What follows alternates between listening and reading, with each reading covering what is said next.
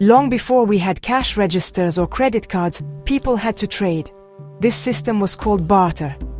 If you were a farmer and you needed a new pair of shoes, you had to find a shoemaker who needed some of your wheat.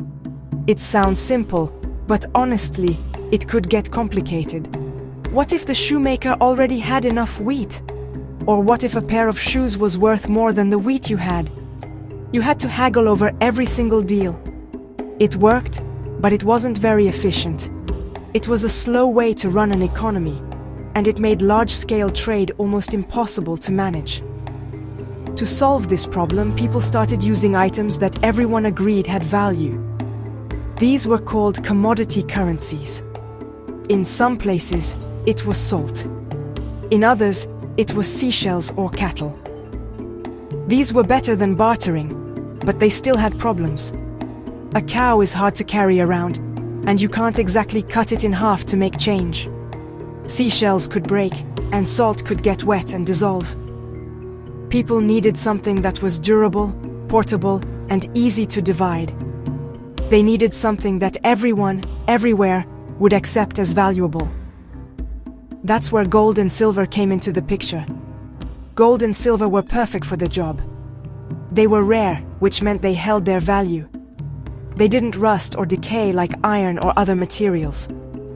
You could melt them down and shape them into smaller pieces, like chunks, rings, or bars.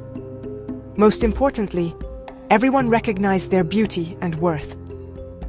For thousands of years, civilizations in Mesopotamia, Egypt, and the Indus Valley used precious metals for trade.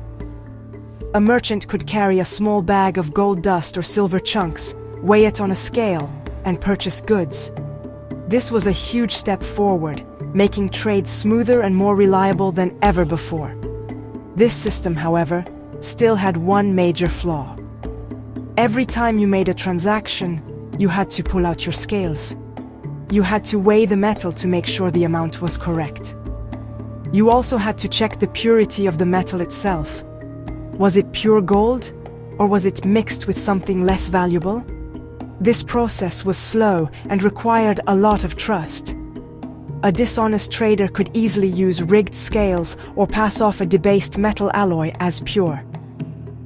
The world was ready for the next big innovation, a standardized, guaranteed piece of precious metal that didn't need to be weighed and tested for every single purchase. The stage was set for the invention of the coin. The big moment in the history of money happened around 650 BC in a kingdom called Lydia, in modern-day Turkey. The Lydians were sitting on a gold mine, literally. They had access to a natural alloy of gold and silver called electrum, which flowed in the Pactolus River. They were the first to come up with a brilliant idea. Instead of using random chunks of metal, their king decided to create standardized pieces. These pieces were stamped with an official symbol, a lion's head. This stamp was the king's guarantee that the piece had a specific weight and purity. And just like that, the world's first coin was born. This invention was a game changer. The Lydian lion coin solved the biggest problems of using raw metal. You no longer needed scales for every transaction. The government's stamp told you everything you needed to know. It certified the coin's value, making trade faster, easier, and much more secure.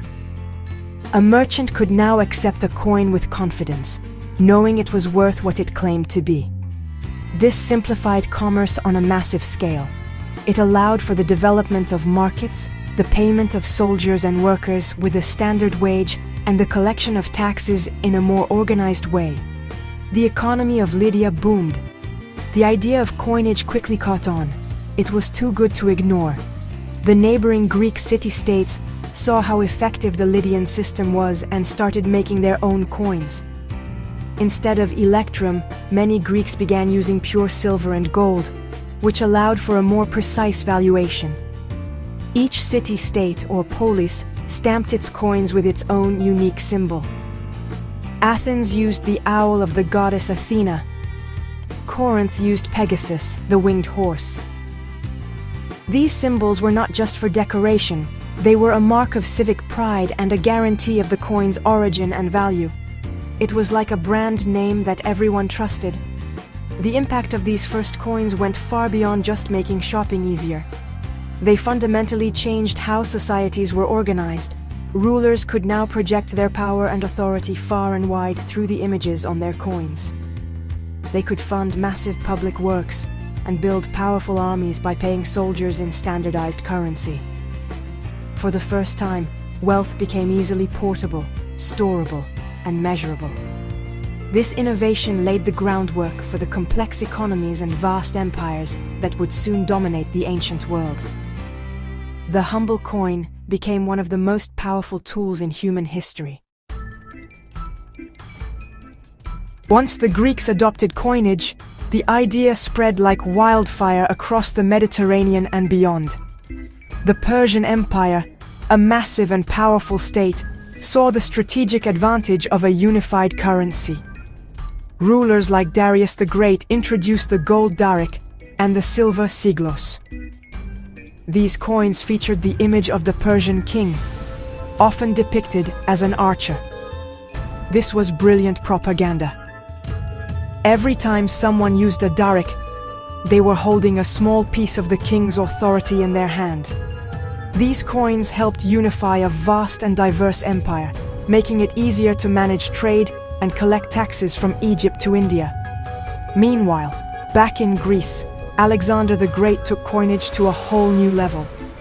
As he conquered a massive territory stretching from Greece to the borders of India, he needed a way to pay his enormous army and run his new empire. He issued a standard coin, the silver tetradrachm, which featured the head of the hero Heracles, who, honestly, many thought looked like Alexander himself. These coins were minted in huge quantities and became the international currency of their day. Even after Alexander's death, his successors continued to mint coins with his image, a testament to his lasting influence. His coins spread Greek culture and commerce wherever they went. Over in India, coinage developed with its own unique characteristics. The earliest Indian coins, known as punch-marked coins, appeared around the 6th century BC. Instead of a single design, these were silver pieces stamped with various symbols, like geometric shapes, animals, or plants. Each symbol might have represented a different merchant, king, or region. Later, with the influence of Alexander's invasion, Indian rulers began to create coins that blended Greek and Indian styles. The Indo-Greek kings, for example, produced stunning coins with realistic portraits on one side and Indian deities on the other, creating a beautiful fusion of two distinct cultures. But it was the Romans who truly mastered the art of using coins for power. The Roman Republic and later the Empire produced a staggering amount of coinage, including the famous gold aureus and silver denarius. Roman coins were like miniature newspapers. They announced military victories, celebrated the construction of new buildings, and featured portraits of emperors and their families.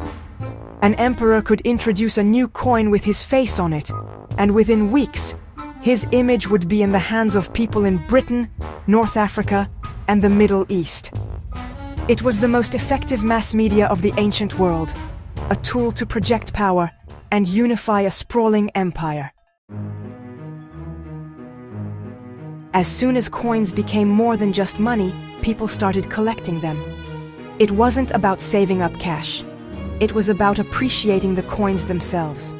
The very first coin collectors were the elite of the ancient world, the rich, the powerful, and the scholarly. The Roman Emperor Augustus was one of the earliest known collectors. Historical texts tell us that he loved to give out old and foreign coins as gifts to his friends during festivals. He didn't just see them as currency, he saw them as historical artifacts, little windows into other times and places. He was fascinated by their history and the stories they told.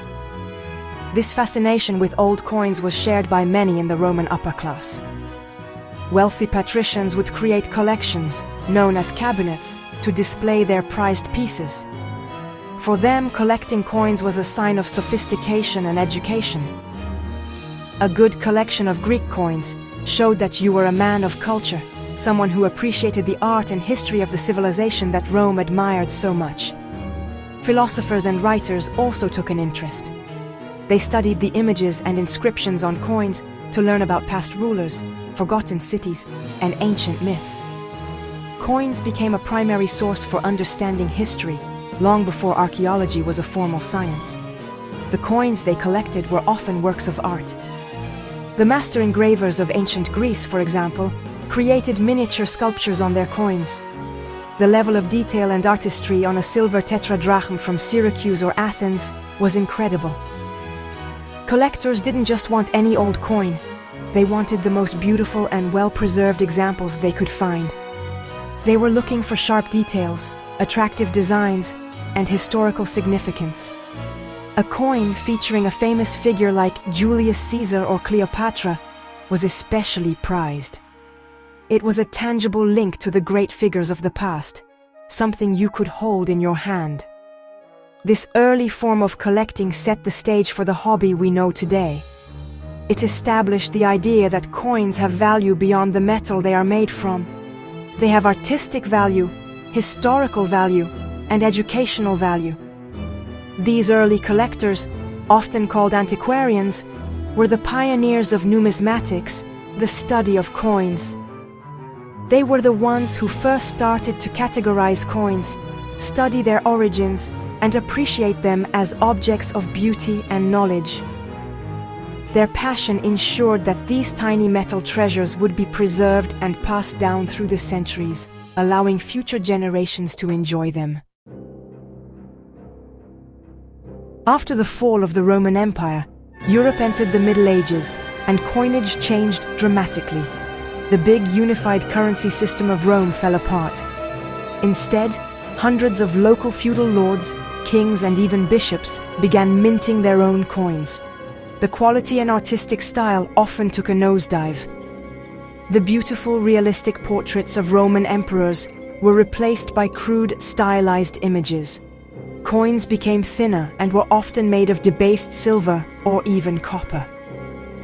It was a confusing time for money, with a mishmash of different currencies circulating in different regions, making trade difficult. During this period, coin collecting became much less common. The widespread chaos and decline in trade meant that few people had the wealth or the leisure to pursue such a hobby. Most surviving collections were kept safe within the walls of monasteries. Monks, as the keepers of knowledge, preserved many ancient Roman and Greek coins along with old manuscripts. They didn't collect them as a hobby in the modern sense, but their careful preservation was crucial. Without them, many of these ancient treasures would have been melted down and lost to history forever. They were the bridge that carried the legacy of ancient coins through the Dark Ages. Everything started to change with the Renaissance, which began in Italy in the 14th century. The Renaissance was a rebirth of interest in the art, literature, and culture of ancient Greece and Rome. Scholars and artists became obsessed with the classical world, and coins were a direct, physical link to that glorious past. The Italian scholar and poet Petrarch is often called the father of the Renaissance, and was also an avid coin collector. He was gifted some ancient Roman coins by a friend, and was captivated by their lifelike portraits. He wrote that the emperors seemed to live and breathe on the metal. This renewed passion turned coin collecting into a craze among the wealthy and powerful. Popes, princes, and merchants all competed to build the most impressive collections. Lorenzo de' Medici, the great ruler of Florence, had an incredible collection of ancient coins. For these Renaissance men, collecting wasn't just a hobby, it was a symbol of their intellect, wealth, and connection to classical ideals. They built magnificent cabinets of curiosities where coins were displayed alongside sculptures, fossils, and other wonders. The Renaissance firmly established coin collecting as a noble and scholarly pursuit, transforming it from a niche interest into the hobby of kings. After the Renaissance, coin collecting continued to be a passion for the wealthy. but it also started to become more scientific. During the 17th and 18th centuries, known as the Age of Enlightenment, scholars began to study coins with a new level of academic rigor. They weren't just admiring them, they were systematically cataloging, classifying, and analyzing them. This was the birth of modern numismatics. The first comprehensive books on coins were written, creating detailed guides with illustrations that helped other collectors identify their pieces. This knowledge started to spread beyond a small circle of aristocrats. A major turning point was the establishment of public museums. The great royal and private collections of Europe, which had been locked away in palaces, began to be opened to the public. The British Museum in London and the Louvre in Paris, for example, put their vast numismatic collections on display. For the first time, ordinary people could see these incredible treasures from history. This exposure sparked a wider interest in coin collecting. People from the growing middle class, doctors, lawyers, and merchants started to get involved. The hobby was no longer just for kings and popes. The 19th century saw the hobby grow even more. Coin clubs and numismatic societies began to pop up in cities across Europe and America. These clubs provided a place for collectors to meet, share their knowledge, trade coins, and listen to lectures from experts. They published journals and newsletters that kept members informed about new discoveries and market trends. At the same time, professional coin dealers emerged, and the first coin auctions were held. This created a formal market where people could buy and sell coins with greater confidence. The hobby was becoming more organized and accessible than ever before. By the early 20th century, coin collecting had become a truly global phenomenon. The development of affordable price guides, like the Red Book in the United States, gave collectors a clear idea of what their coins were worth. This transparency brought millions of new people into the hobby. It was no longer just about ancient coins either.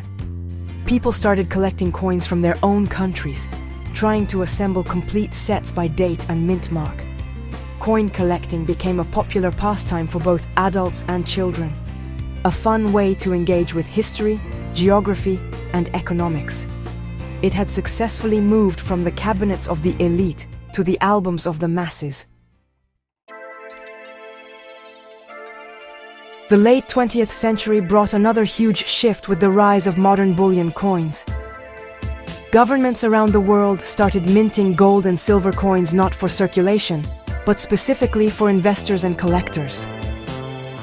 The South African Krugerrand, first issued in 1967, was the pioneer. It was followed by other famous coins like the Canadian maple leaf, the American eagle, and the Chinese panda. These coins offered an easy and reliable way to own physical gold and silver, and their beautiful designs also made them highly collectible. This created a massive new market that blended investing with the traditional hobby of numismatics.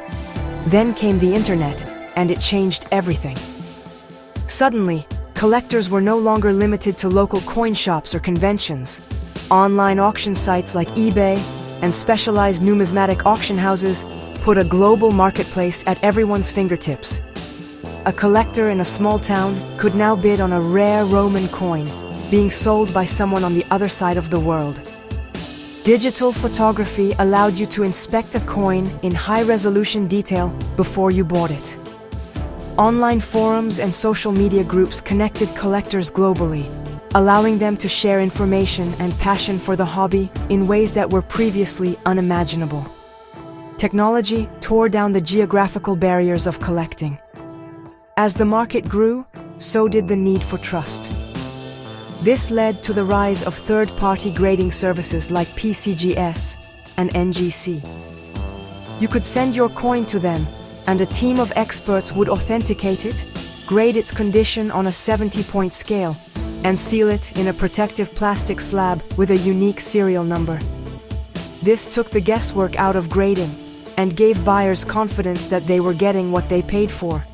This standardization revolutionized the market, especially for high-value coins, making it safer and more transparent for everyone involved.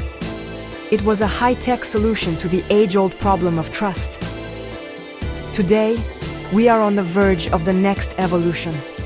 Mints are pushing the boundaries of technology with things like smart minting to create coins with incredibly high relief, or adding color and special effects. And now, blockchain technology is entering the scene.